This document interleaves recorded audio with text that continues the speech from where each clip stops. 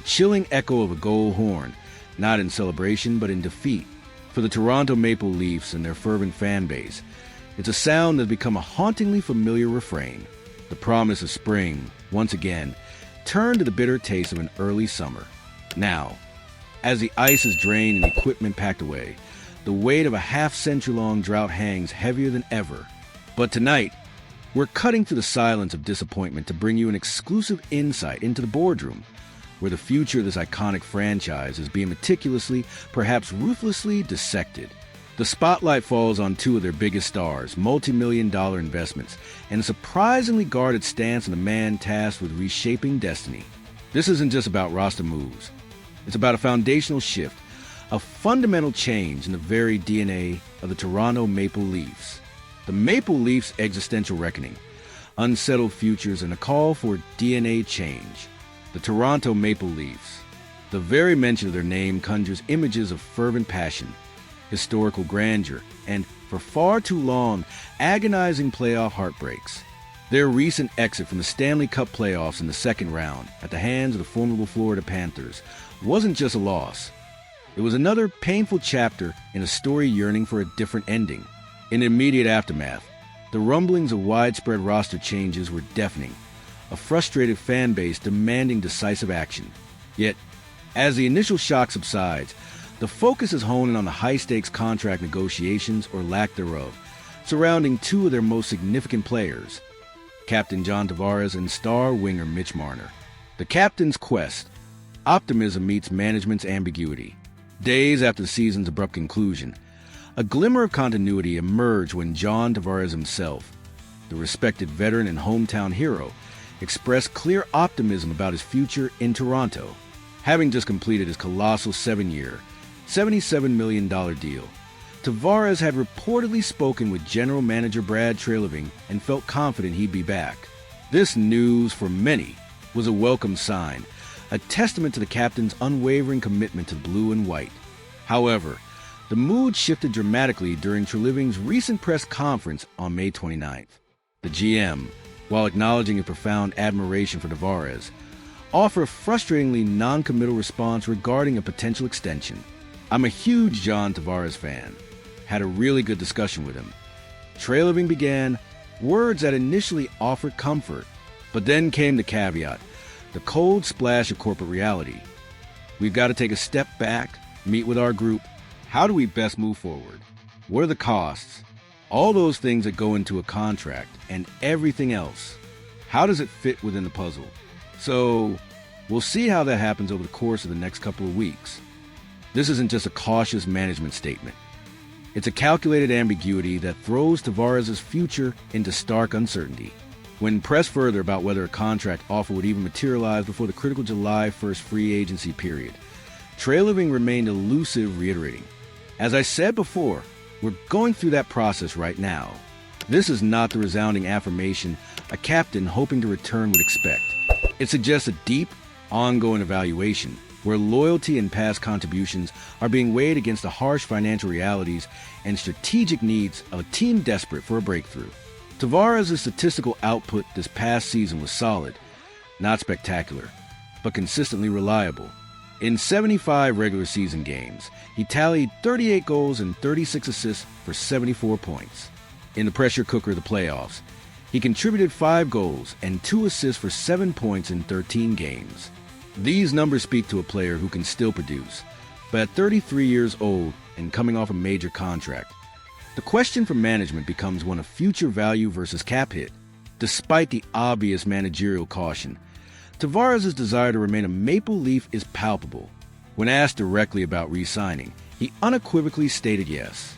"Obviously, my contract is done, but we're coming up soon for decisions to be made and things like that," Tavares articulated after the playoff exit. "There's still a lot of focusing on the season here and the difficulty of not playing today and those sorts of things. Very optimistic that we can work something out where I'm back.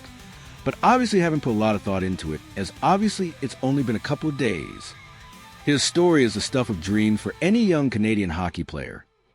Leaving the New York Islanders in free agency to join his hometown team, the club he grew up idolizing, the hope was that his leadership and scoring prowess would be the final piece in the Stanley Cup puzzle. Alas, that dream remains frustratingly out of reach. For Tavares, this isn't just a negotiation. It's a deeply personal crossroads, where the desire to finish what he started collides with the cold, hard calculus of NHL business. Marner's shadow and Treliving's unvarnished truth. While much of the immediate media attention has rightly focused on Tavares, it's crucial to remember that Treliving's noncommittal stance extends to another cornerstone of the Maple Leafs offense, Mitch Marner. While the provided information focuses heavily on Tavares, Treliving's overarching strategic approach implies a similar deep dive into Marner's contract situation and long-term fit, given a significant cap hit and the team's ongoing playoff struggles. This is not just about one player. It's about a broader philosophical shift in how the Maple Leafs approach their big money, long-term commitments. This brings us to the most profound statements made by General Manager Brad Treliving after yet another early playoff exit. With the weight of Toronto's 1967 Stanley Cup drought pressing down, Treliving offered a remarkably blunt and almost somber assessment of the team's path forward. He didn't just hint at changes. He spoke of a fundamental transformation. "There's some DNA that has to change in our team," Treliving declared, a phrase that immediately reverberated through the hockey world. "If you keep getting to the same result, there's some DNA that needs to change. That's on me going forward. We've now started the planning, and it's early for putting a team together for 2025 to 26. This isn't simply about swapping out a few players. It's a deep, introspective look at the very character, the psychological makeup of the Toronto Maple Leafs." Treliving is openly acknowledging that the team's struggles run deeper than talent alone. It suggests an underlying issue with mental fortitude, a lack of that championship-level composure when the stakes are highest. He clearly feels the team is tantalizingly close, possessing much of the necessary skill, but they lack that intangible quality that defines true champions. There's some experience you get from that, but ultimately, sometimes you just have to change. "I felt there was a real tightness of our team," Treliving explained.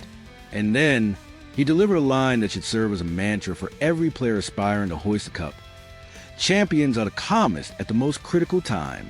That's an area we got to get through. This observation is incredibly telling. Tightness in crucial moments speaks to a team perhaps burdened by the weight of expectation, by the crushing pressure of city and a country longing for a title. It's a team that, despite its immense talent, might be playing with too much anxiety, leading to uncharacteristic mistakes and an inability to execute when a game is on the line. The decades-long wait for a Stanley Cup has created an almost unbearable psychological burden, and Treliving clearly sees it as a primary obstacle to overcome. The Maple Leafs are entering a true crucible, an offseason that could redefine their trajectory for years to come. The questions surrounding Tavares and Marner are not isolated incidents, but rather critical components of this larger, team-wide DNA change that Treliving is so emphatically advocating. This isn't just about winning games. It's about transforming a culture, instilling a championship mindset, and finally shedding the ghosts of past failures. The future of the Toronto Maple Leafs hangs precariously in the balance, a captivating drama poised to unfold. So, what's your take on Brad Treliving's unvarnished assessment of the Maple Leafs DNA? Do you believe that Tavares and Marner are part of the solution, or do difficult decisions need to be made about their futures to truly initiate this cultural shift? Drop your thoughts, your frustrations, and your bold predictions in the comments below. And if you want to stay plugged into every breaking development, every strategic chess move, and every crucial insight as the NHL offseason heats up, don't miss a beat. Hit that like button and subscribe to our channel. We're here dissecting every angle, so you're always in the know